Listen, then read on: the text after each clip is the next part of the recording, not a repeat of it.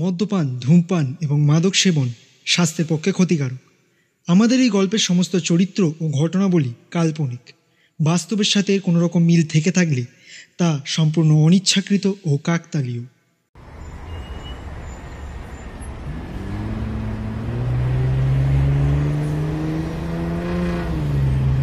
আরে আশিস, কি করছো? একটু আস্তে চালাও, আমার ভয় করে। প্লিজ একটু আস্তে চালাও। Oh, shut up and enjoy the drive. গাড়ি থামাও। কি হলো? কিছু না, গাড়ি থামাও। গাড়িটা থামাও। মানে I need to leave now.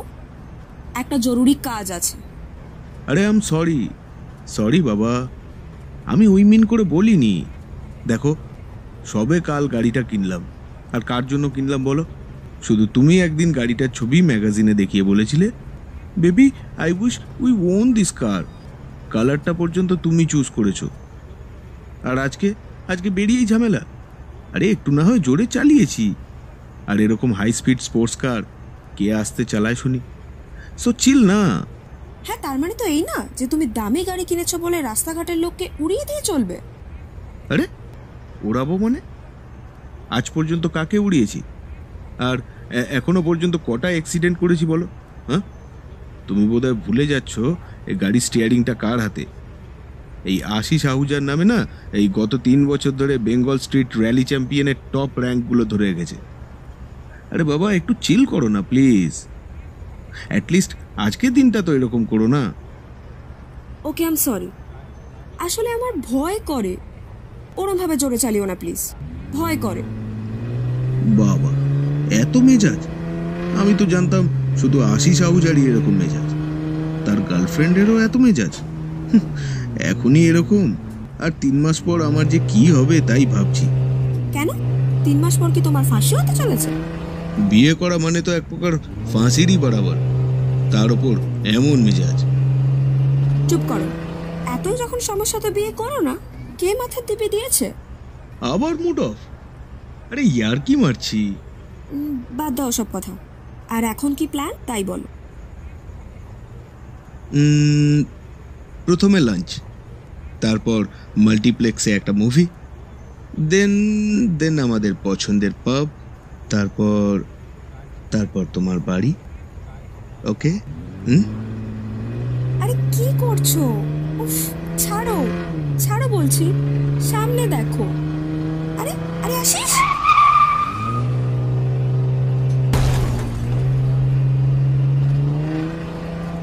why did you break the signal? আর accident? You just caused an accident back there. Accident? আরে আমি কোথায় করলাম অ্যাক্সিডেন্ট? পেছনের লোক যদি অ্যাক্সিডেন্ট করে তাতে আমার কি করার আছে? অন্য লোক অ্যাক্সিডেন্ট করলে তার দায়ও কি আমার? তুমি বাজে ভাবে গাড়িটাকে ওভারটেক করলে আর বাজে ভাবে সিগন্যালটাও ব্রেক করলে। Did you realize that? এই সিগন্যাল ব্রেক করা আমি বুঝে নেব। এসব ছোটখাটো ব্যাপারে আমি মাথা ঘামাই না। কলকাতায় এখনো অবধি কেউ নেই যে আশিস আহুজার দিকে আঙ্গুল তুলে কথা বলে, বুঝলে? সিগন্যাল ব্রেক করলে যা হওয়ার সামনে হবে, পিছনে হবে থোড়ি।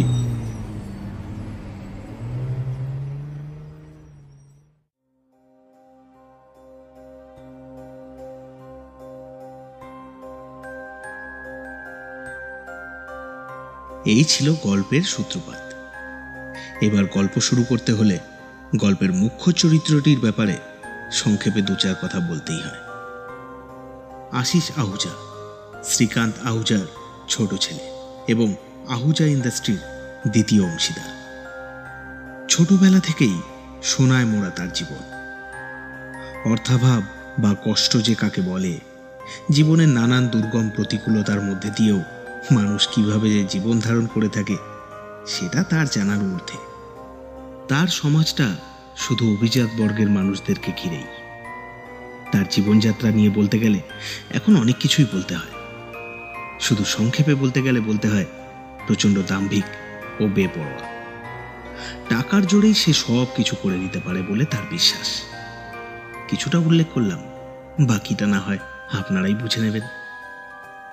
যাই হোক, সেই আশিস আহুজা একটা নতুন বিদেশি গাড়ি কিনে তার ভাবী স্ত্রীকে নিয়ে দুপুরের দিকে ঘুরতে বেরিয়েছে এবং খুব বেপরোয়াভাবে গাড়ি চালানোয় তার ভাবী স্ত্রী স্নেহা প্রচণ্ডভাবে ক্ষুণ্ণ।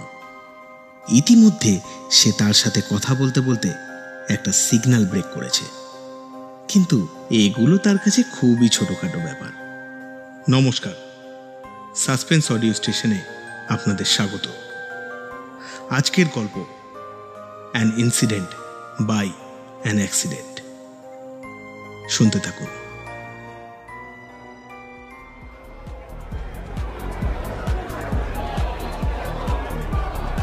আশিস, এবার বাড়ি যেতে হবে তো। কি বলছি এবার বাড়ি যেতে হবে তো, আমার ঘুম পাচ্ছে, অনেক রাত হলো। হ্যাঁ, যাচ্ছি। Okay guys, good night. দিনটা দুজনে মিলে প্রচণ্ড ভালোভাবে কাটিয়ে রাতে বান্ধবীর বাড়িতেই থেকে যায় আশিস।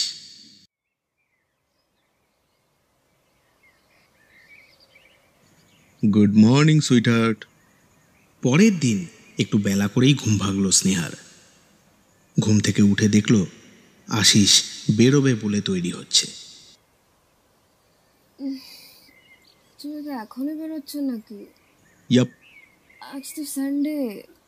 আরে একটা দরকারি কাজ আছে অফিসে, তাই যেতেই হবে। ব্রেকফাস্টটা অন্তত করে যাও, মাসিকে বলা আছে। না না, দেরি হয়ে যাবে, অফিসে করে নেব। Okay, I will catch you later, love you. Okay bye. কিছু খেয়ে নিও কিন্তু, পরে কল করব।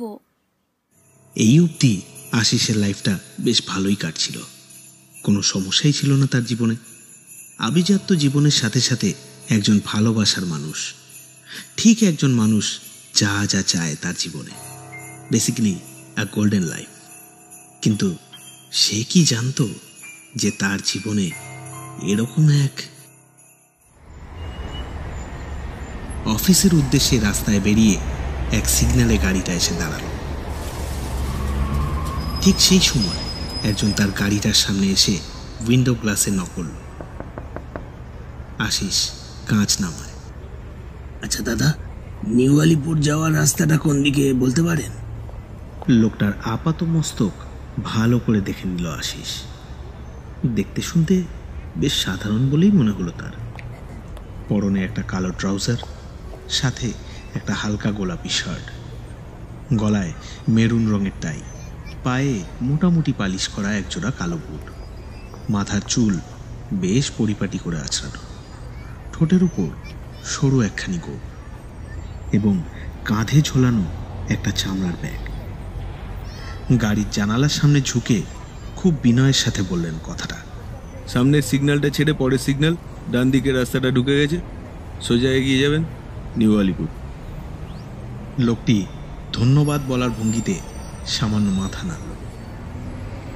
সিগন্যাল গ্রিন হতেই আশিসও গাড়ি ছোটালো তার গন্তব্যের পথে।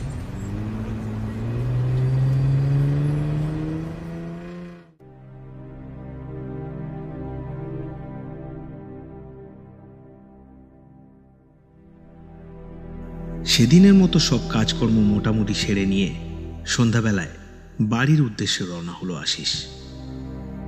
পার্ক স্ট্রিট থেকে ক্যামাত স্ট্রিটের দিকে টার্ন নিয়ে বর্ধান মার্কেটের কাছাকাছি আসতেই হঠাৎ তার গাড়ির সামনে একটা লোক চলে আসে। আশিসকে আচমকা ব্রেক কষতে হয়।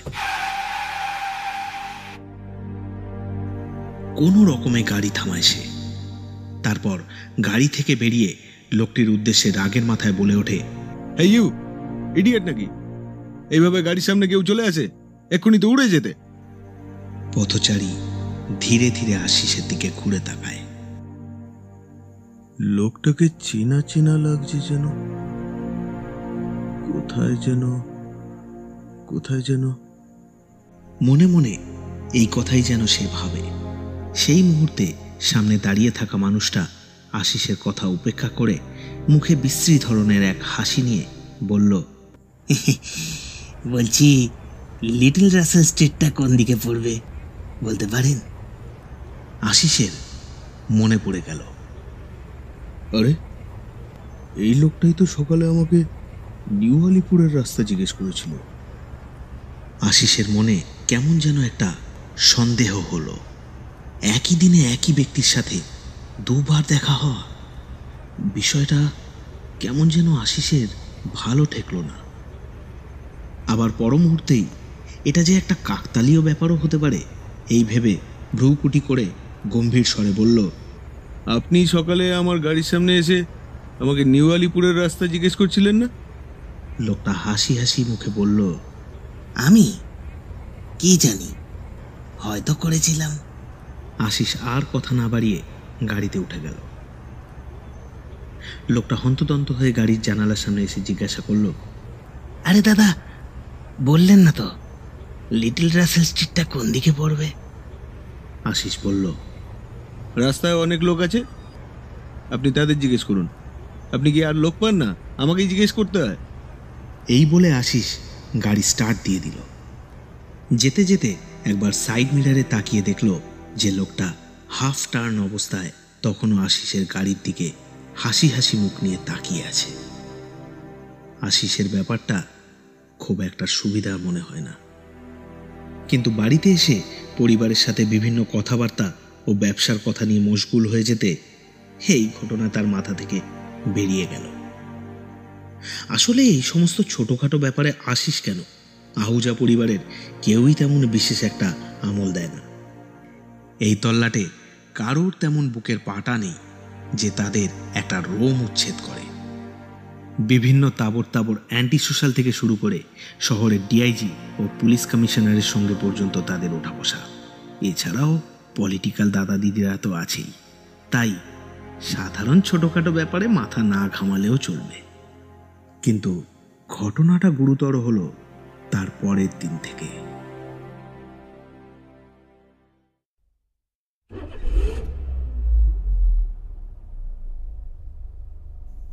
আশিস তার ম্যানশন থেকে গাড়ি বের করে তার বাড়ির সামনের মোড়টায় এসে বাঁ দিকে টার্ন নিতেই হঠাৎ তার চোখে পড়ল উল্টো ফুটে, অর্থাৎ ডান দিকের ফুটপাতে দাঁড়িয়ে আছে কালকের সেই লোকটা। সঙ্গে সঙ্গে সে গাড়ি থামায়। না, এটা কোনো কাকতালীয় ব্যাপার হতে পারে না। লোকটার নিশ্চয়ই কোনো বদ মতলব আছে। লোকটা রীতিমতো ফলো করছে, বাড়ি পর্যন্ত যে চলে আসতে পারে, নিশ্চয়ই কোনো ব্যাপার আছে। আশিস সঙ্গে সঙ্গে গাড়ি থেকে নেমে পড়ল এবং হন্তদন্ত হয়ে ছুটে গেল লোকটার দিকে। কিন্তু অদ্ভুত ব্যাপার, ওখানে গিয়ে সে কাউকে দেখতে পেল না। লোকটা সেখানে নেই। তবে কি মনের ভুল, নাকি লোকটা সেখান থেকে সরে পড়েছে? কিন্তু আশিস স্পষ্ট দেখেছে লোকটাকে। মোবাইল বের করে পুলিশের ওপর মহলের একজনকে ঘটনাটা বিস্তারিত জানায়। হ্যাঁ, একটু ব্যাপারটা দেখবেন। হ্যাঁ, আমার কিন্তু ব্যাপারটা মোটেও হালকা মনে হচ্ছে না। কেউ আমাকে ফলো করছে। তুমি কি কাউকে সন্দেহ করছো? কে থাকতে পারে বলে মনে হয়? সন্দেহের তালিকায় তো অনেকেই রয়েছে স্যার। আপনি তো জানেনই, যত বড় ব্যবসা তত বেশি শত্রু। আর শত্রুতা কারোর সাথে করতে হয় না, অটোমেটিক হয়ে যায়। ঠিক আছে, ঠিক আছে, আপাতত তুমি একটু অ্যালার্ট থেকো, আর এরপর যদি কিছু দেখো তৎক্ষণাৎ আমাকে ইনফর্ম করো। এরপর সেদিন আর চোখে পড়ার মতো তেমন কিছু ঘটল না। কিন্তু এর পরের দিন সন্ধেবেলায় যখন আশিস গাড়ি নিয়ে তার ম্যানশনের ভেতরে ঢুকছে, ঠিক সেই মুহূর্তে সে খেয়াল করে ম্যানশনের গায়ে লাগোয়া রাস্তার ধারে প্রকাণ্ড এক গুলমোহর গাছের আড়ালে জামা জুতো টাই পরা, কাঁধে ব্যাগ নিয়ে দাঁড়িয়ে আছে সেই সন্দেহজনক ব্যক্তি। আশিসকে আড়াল থেকেই অনুসরণ করছে সে। আশিস তাড়াহুড়ো করে ম্যানশনের লনে গাড়িটাকে বন্ধ করে সিকিউরিটির উদ্দেশ্যে হাঁক মারে, সিকিউরিটি, সিকিউরিটি! সেই সময় এক গোর্খা সিকিউরিটি এবং এক বিহারি সিকিউরিটি সেখানে ছুটে আসে। क्या हुआ साहब? उसे पकड़ो, वो आदमी वो पेड़ के पीछे खड़ा है, जाओ उसे पकड़ो, जल्दी जाओ। তারা ছুট লাগালো। কিছুক্ষণ বাদে তারা এসে জানালো, साहब वहाँ तो कोई नजर नहीं आया। আশিস সেই মুহূর্তে ঘটনাটা সেই উচ্চপদস্থ পুলিশ ব্যক্তিকে জানায় এবং তিনিও একজন পুলিশ অফিসারকে ঘটনার তদন্ত করতে আহুজা নিবাসে পাঠান। খানিক বাদে 9:15 নাগাদ একজন পুলিশ অফিসার সাথে 2 জন কনস্টেবল আহুজা নিবাসে এসে উপস্থিত হয়। পুলিশ আসার পূর্বে ইতিমধ্যে আরও একটা ঘটনা ঘটে গেছে। আশিস যখন পুলিশের সাথে ফোনে কথা শেষ করে লিফটে গিয়ে ঢোকে, ঠিক তখনই পিছন ফিরে দেখে লোকটা তার ম্যানশনের বাউন্ডারির ভিতরে ঢুকে দাঁড়িয়েছে।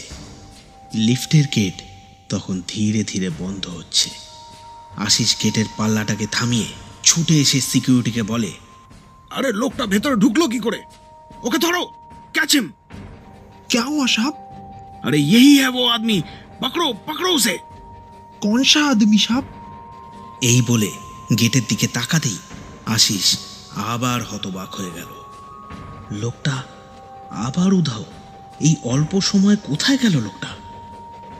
আশিস নিজেই ছুটে গেল রাস্তার দিকে। রাস্তার দুপাশে চেয়ে দেখল, কিন্তু লোকটাকে কোথাও দেখা গেল না।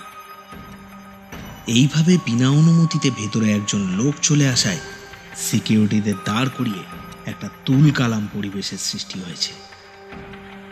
এই সময় পুলিশ এসে হাজির হলো। অফিসার আশিসের সাথে প্রাথমিক জিজ্ঞাসাবাদ শেষ করে আশিসকে বলল, আপনি নিশ্চিন্ত করে যান, বড় সাহেবের নির্দেশে এই ইনভেস্টিগেশনের দায়িত্বে আমি রয়েছি। ওনারা 2 জন আপনার বাড়ির ওপর নজর রাখবে, আর আপনারা কোনো কিছু নজরে পড়লে সঙ্গে সঙ্গে আমাকে ইনফর্ম করবেন। Okay sir. আশিস উপরে উঠে যায়। লোকটা যখন ভেতরে এসেছিল তখন তোমরা কোথায় ছিলে? গোর্খা সিকিউরিটি দ্বিতীয় সিকিউরিটির দিকে তাকিয়ে মাথা নিচু করে জবাব দিল, हम दोनों अंदर ही था साहब। লোকটাকে দেখেছো? কেমন দেখতে? সে একবার মাথা তুলে অফিসারের দিকে চেয়ে আবার মাথা নামিয়ে বলল, हम कुछ नहीं देखा साहब, वो बनवाड़ी देखा होगा साहब। अरे हम क्या देखा? सच काहे नहीं बताता है सबको? सब हम बताता है। ये बहादुर बताने से डर रहा है। हम बताता है, सब शुरू से बताता है। छोटा साहब लौटते ही हम दोनों को चीख के बोला कि जाओ बाहर कोई खड़ा है, जाके उसे पकड़ो। हम दोनों भागता भागता गया, पर साहब वहां पे कोई नहीं था।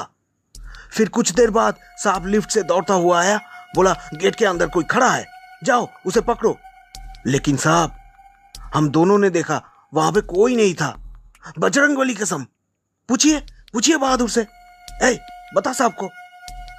हाँ साहब, ये बनवाड़ी सही बोलता है साहब, वहाँ पे कोई नहीं था। साहब हमको तो लगता है ये छोटे साहब के दिमाग में कुछ प्रॉब्लम हो गया है। হ্যাঁ ঠিক আছে ঠিক আছে, আর বেশি মাথা লাগাতে হবে না, যাও তোমরা। যাওয়ার সময় অফিসার 2 জন কনস্টেবলকে বললেন, কেসটা একটু কমপ্লিকেটেড মনে হচ্ছে, আপনারা এই আশেপাশেই থাকবেন, নজর রাখবেন ভালো করে। কোনো কিছু সন্দেহজনক মনে হলে ইমিডিয়েটলি টেক অ্যাকশন। আর এই 2টো মালের উপর একটু নজর রাখবেন, তো হতে পারে এরা মিথ্যা কথা বলছে। Okay sir.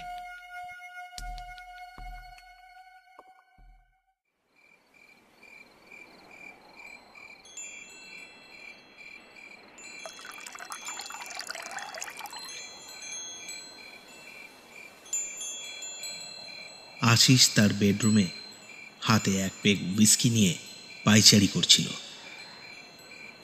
সে রাতে তার আর ঘুম আসছিল না। হঠাৎ তার মনে হলো ঘটনাটা একটু স্নেহার সাথে শেয়ার করা উচিত। তাই সে ফোন করে বিস্তারিত ঘটনাটা স্নেহাকে খুলে বলল। কি মনে হতেই কথোপকথনের মাঝে আশিস একবার জানালার পর্দাটা সরিয়ে বাইরে নিচের সামনে রাস্তার দিকে তাকায়। হঠাৎ সে শিউরে ওঠে। সে দেখে জানালার সামনের রাস্তায় অপর প্রান্তের ফুটে লোকটা দাঁড়িয়ে। সে সাথে সাথে স্নেহাকে বলল, স্নেহা, লোকটা আমার জানালার সামনে দাঁড়িয়ে। তুমি ফোনটা রাখো, আমি পুলিশকে কল করি। I call you back.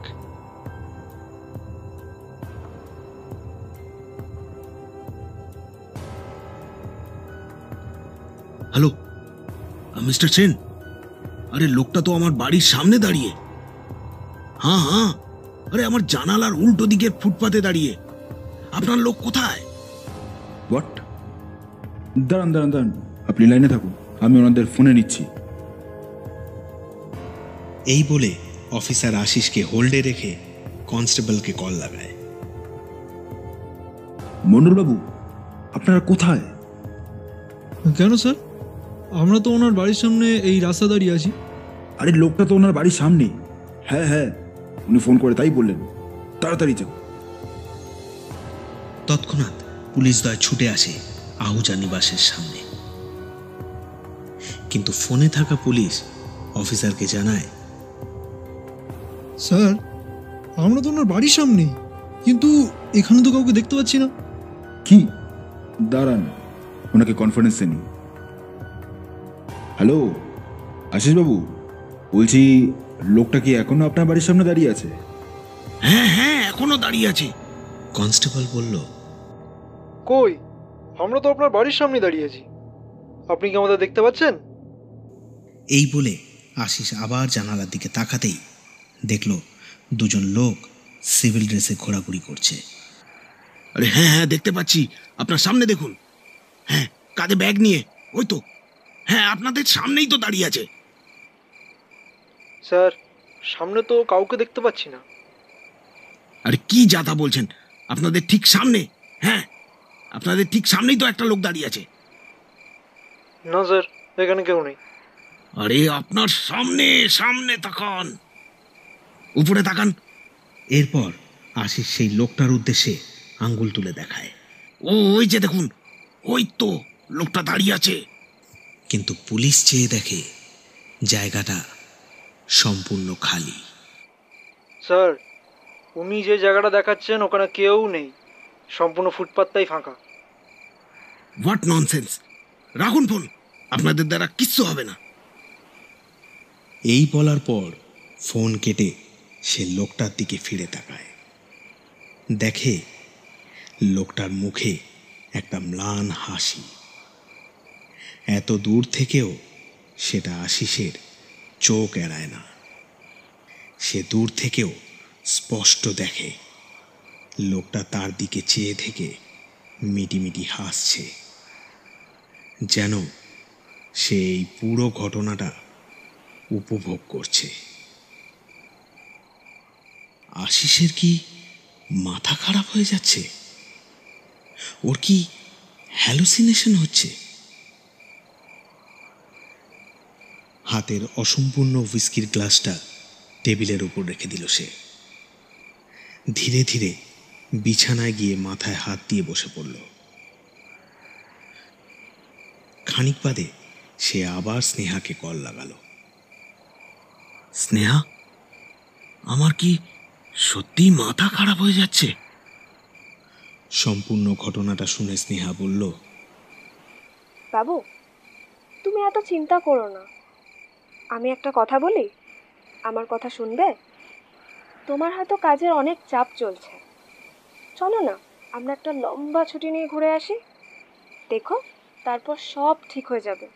কি, যাবে তো?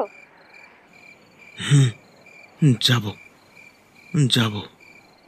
আর কাল আমি একজন ডক্টরের অ্যাপয়েন্টমেন্ট করিয়ে দেব, তুমি একবার ওনাকে দেখিয়ে এসো। ও, তুমিও তাহলে আমাকে অসুস্থই ভাবছো, তাই তো? হ্যাঁ ভাবছি, কিন্তু তুমি যেভাবে ভাবছো সেরকমভাবে ভাবছি না। দেখো, আমরা তো রক্ত মাংসের মানুষ, এই শরীরে মাঝে মধ্যে রেস্টেরও প্রয়োজন হয়।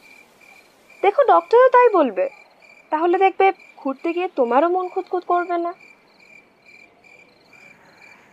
অতঃপর তাদের কথোপকথন শেষ হলে আশিস বিছানায় শরীরটা এলিয়ে দেয়। যদিও আজ ঘুম আসছে না, তবুও আজ সাংঘাতিক ক্লান্ত অনুভব করছে সে। শরীরের সাথে সাথে মনটাও কেমন যেন তার সঙ্গ দিচ্ছে না। যদিও বা এখনো পর্যন্ত কোনো দুর্ঘটনা ঘটেনি, তবুও কেমন যেন সব মিলিয়ে কোনো পার্থিব বা মনস্তাত্ত্বিক কোনো ঘটনার ইশারা পাচ্ছে সে। আশিস দিব্যি তা অনুমান করছে। ঘুম আসছে না, তাও সে চোখ বন্ধ করে ঘুমানোর চেষ্টা করতে লাগলো।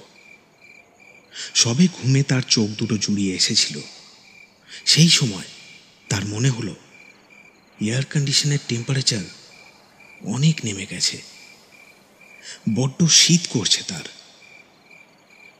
সেই সঙ্গে অনুভব করলো যেন ঘরে একটা ঝোড়ো হাওয়ার আবির্ভাব হয়েছে।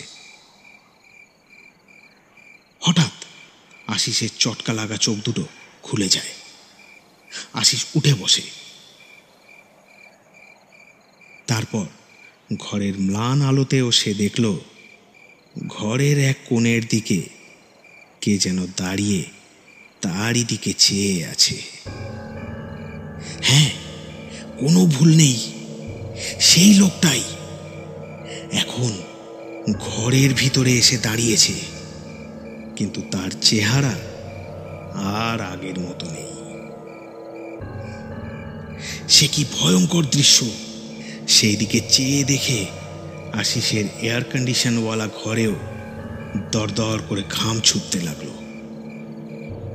সে দেখল তারই সামনে এখন রক্তে ভেজা শরীর নিয়ে দাঁড়িয়ে আছে সেই লোকটা।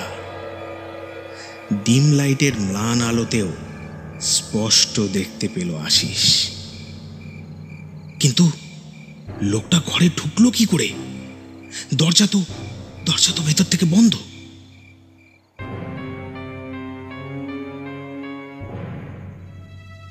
আশিস যেন চিৎকার করতে চাইছে, কিন্তু পারছে না।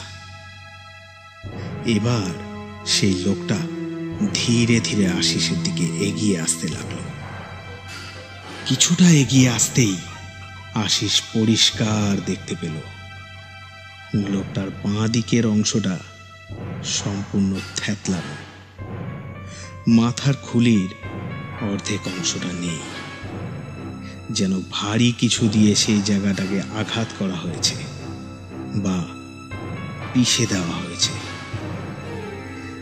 থ্যাতলানো বাঁ হাতটা লিকলিক করে ঝুলছে, স্পষ্ট দেখা যাচ্ছে হাতের কঙ্কালটা, এবং তার থেকে থেতলে যাওয়া মাংসপিণ্ডগুলো জায়গায় জায়গায় ঝুলে রয়েছে। আঙুলের ডগা দিয়ে টক টক করে রক্ত সাদা মার্বেলের ওপর ঝরে ঝরে পড়ছে। আশিস এই দৃশ্যর দিকে আর তাকিয়ে থাকতে পারছে না। যেন কিছু বলতে চায় সে, কিন্তু পারছে না। লোকটি যত এগিয়ে আসছে আশিস তত কুঁকড়ে যাচ্ছে খাটের কোণের দিকে। এইবার সেই চলন্ত বিভীষিকা বলে উঠল, আপনি কি আমায় দেখে ভয় পাচ্ছেন? ভয় পাবেন না, আমি কদিন আপনার কাছে রোজ এসেছি, কিন্তু কি করে যে ব্যাপারটা বলবো সেটা ঠিক বুঝতে পারছিলাম না। এই দুদিনে আপনার ব্যাপারে সব জেনে নিয়েছি। আপনি কি করেন, কোথায় যান, কার কার সাথে মেশেন, সব সব। শুধু যেটা জানতে পারিনি সেটা হলো শনিবার আপনার সেই তাড়াহুড়োর কথাটা, আপনার সেই অত জোরে গাড়ি চালানোর কথাটা। সেদিন আপনার কিসের এত তাড়া ছিল যার মাসুল আমাকে দিতে হলো? মনে পড়ছে? পড়ছে না? আমি একটু মনে করিয়ে দিই। এতক্ষণে লোকটা প্রায় আশিসের খাটের সামনে চলে এসেছে। তারপর লোকটা বলল, আমি মনে করিয়ে দেই। শনিবার বেঙ্গল কেমিক্যালের ওখানে আপনি একটা 407কে ওভারটেক করেন। আচমকা তার সামনে দিয়ে দ্রুত বেগে গাড়ি চালিয়ে একটা সিগন্যাল ব্রেক করে চলে যান। সঙ্গে সঙ্গে 407 ড্রাইভার হকচকিয়ে বাঁ দিকে স্টিয়ারিং কাটায়। এখন কথা হলো, ঠিক তার পিছনে ছিল একটা স্কুটার, আর সেই স্কুটারে বসা ছিল একটা লোক, সেটা আমিও দিক বেদিক জ্ঞান হারিয়ে আচমকা মারলাম ব্রেক। স্কুটারের চাকা পিছলে গেল, আর আমি চলে গেলাম সোজা 407-এর নিচে। ভয়ঙ্কর মূর্তিটা কথা বলতে বলতে এতক্ষণে ঠিক চলে এসেছে আশিসের মুখের সামনে। মনে পড়ল? কি পড়ল মনে? মনে করুন আর বলুন, কিসের এত তাড়া ছিল সেদিন? এই বলা মাত্রই মূর্তিটা তার মাথা আশিসের মুখের সামনে ঝাঁকাতেই তার মাথার অর্ধেক অংশটার থেকে লালচে ঘিলু আশিসের মুখের সামনে হড়হড় করে ঝুলে পড়ে। সেই দৃশ্য দেখা মাত্রই ঘরের ভেতর থেকে একটা কান ফাটানো চিৎকার শোনা যায়।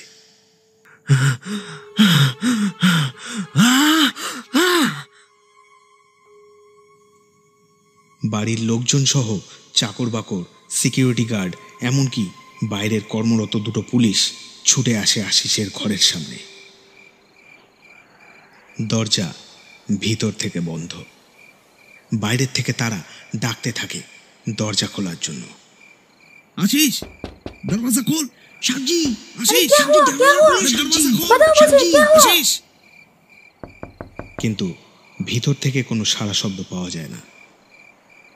অনেকক্ষণ ধরে এই ডাকাডাকির পালা চলতে থাকে। পুলিশ এবং চাকর বাকররা সেই দরজা ভেঙে ভিতরে ঢুকে দেখে আশিস অচেতন অবস্থায় বিছানায় লুটিয়ে পড়ে।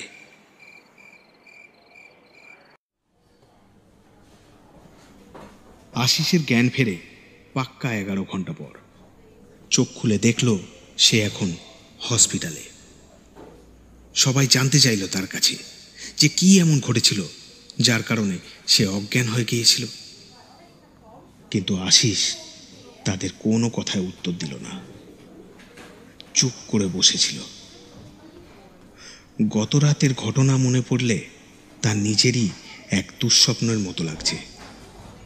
সে নিজেই বিশ্বাস করতে পারছে না, অন্যদের বিশ্বাস করায় কিভাবে? কিন্তু সে জানে সেই ঘটনা কোনো স্বপ্ন ছিল না। হঠাৎ সে বলে, मेरा फोन कहाँ है? मुझे मेरा फोन दो। अरे रुको रुको, देती हूँ, ये लो। আশিসের বৌদি ব্যাগ থেকে আশিসের ফোনটা বের করে তার হাতে দেয়। Hello hello Ashish, is everything all right? Yes sir, everything is all right.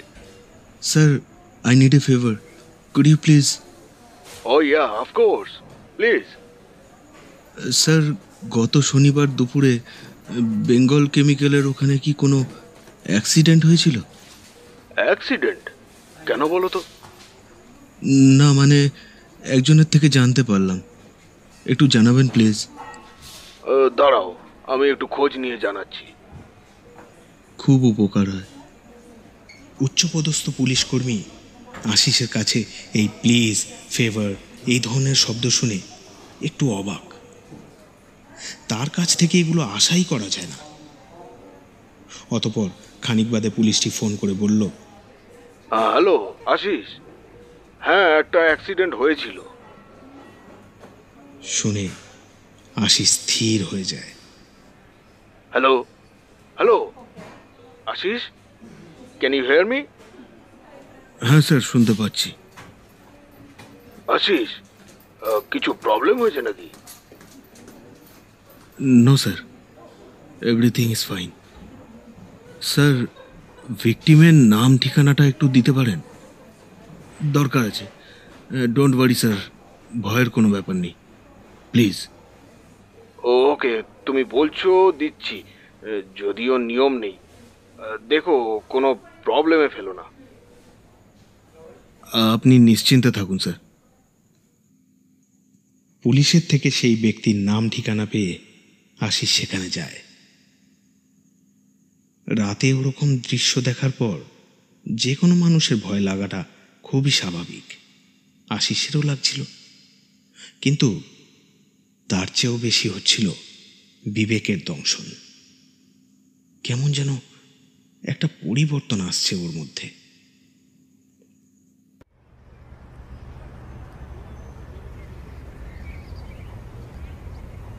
লোকটার নাম সুজয় ঘোষ, 6A কাকুলিয়া রোড, কলুপাড়া। দরজায় টোকা পড়ল। দরজা খুললেন বছর 30-এর এক সদ্য হওয়া বিধবা মহিলা। মেঝেতে একটা বছর 5-এর বাচ্চা মেয়ে বসে একা একা খেলছে। ভারী মিষ্টি বাচ্চাটা, নাম পাখি। কিন্তু এত ছোট্ট শিশুটি থ্যালাসেমিয়া রোগে আক্রান্ত। আশিস জানতে পারে তার মার থেকে। আরও জানতে পারে সেদিন মেয়েটাকে রক্ত দেওয়ার ডেট ছিল। তার বাবা সুজয় ঘোষ অফিস থেকে হসপিটালের দিকে যাচ্ছিল।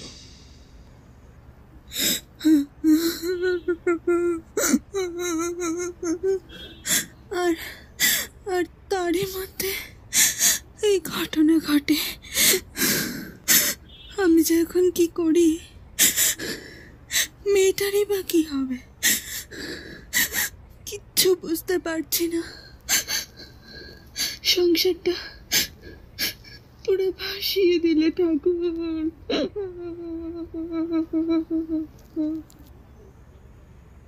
বলেই ডুকরে কেঁদে ওঠে।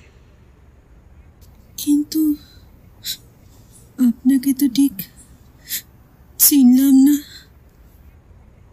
আশিস কি বলবে বুঝে না পেয়ে বানিয়ে বানিয়ে কিছু বলে, কিন্তু মিথ্যে বলতে পারে না। সে বলে, সুজয়দা আমার দাদার মতো। আমি ওনার থেকে অনেক কিছু পেয়েছি দিদি। বলতে পারেন আমার ছন্নছাড়া জীবনকে থাপ্পড় মেরে সোজা রাস্তা দেখিয়েছে, আর যার মূল্য ছিল অনেক বেশি, অনেক অনেক বেশি। চোখ দিয়ে জল গড়িয়ে পড়ে আশিসের। ছোট্ট মেয়েটার দিকে চেয়ে বলে, আপনার চিন্তা করতে হবে না দিদি। আপনার আর পাখির সম্পূর্ণ দায়িত্ব আমার কোম্পানি নেবে। আর এই জন্য আপনাকে কোনোদিনও সংকোচ বা ইতস্তত করতে হবে না। মনে করবেন ওটা সুজয়দার থেকে ধার নেওয়া টাকা, যা আমি সুদ সমেত ফেরত দিচ্ছি। আচ্ছা, আমি এখন চলি দিদি। এই টাকাগুলো রাখুন, আমি আবার পরে আসব। আর প্রতি মাসে আপনার ব্যাংকে টাকা জমা পড়ে যাবে, চিন্তা করবেন না। আচ্ছা, ভাইকে এবার আজ্ঞা দিন। নমস্কার। আশিস বেরিয়ে গেল। দরজার এক পাশে বিধবা মহিলাটি অবাক হয়ে তাকিয়ে রইলেন। পাপের প্রায়শ্চিত্তের জন্যই হোক বা অন্য কারণে, এরপর থেকে আশিস আর সেই ব্যক্তিকে দেখতে পায়নি।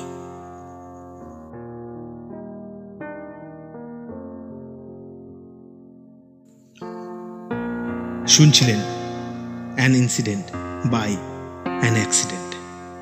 স্নেহার চরিত্রে রিজা দাস, ইন্সপেক্টরের ভূমিকায় সৌরভ দত্ত, মহিলার চরিত্রে দেবারতী মিত্র নিয়োগী, আশিসের বৌদির ভূমিকায় বিপাশা রয়, বাহাদুর ও কনস্টেবলের চরিত্রে এবং ধ্বনি পরিকল্পনায় বুবাই দাস। গল্প পাঠে আশিস ও অন্যান্য চরিত্রে আমি শুভঙ্কর মুখার্জি। নমস্কার।